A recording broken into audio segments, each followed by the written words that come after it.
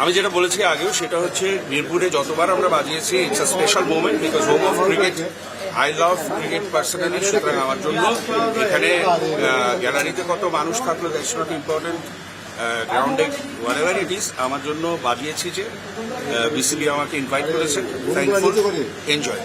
আপনি তো ক্রিকেটার ছিলেন, যদি আপনার কোনো স্মৃতি মন্থন করেন বা ক্রিকেটের সাথে তো আপনারও স্মৃতি আছে অনেক।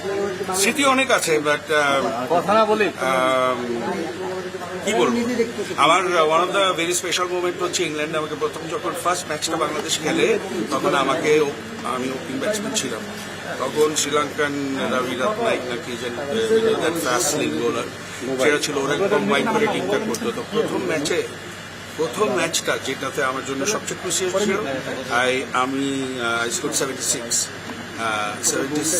ওই ইনিংসটা আমার জন্য খুব important.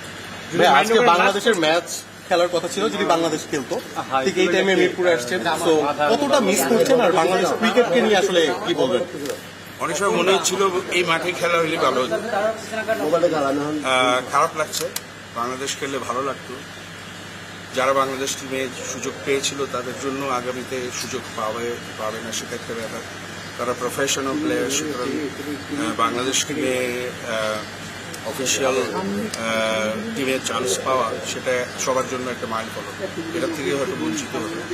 But there is a decision made under very circumstances, এটা নিয়ে আর I do not want to add because যা হবার হয়ে গেছে।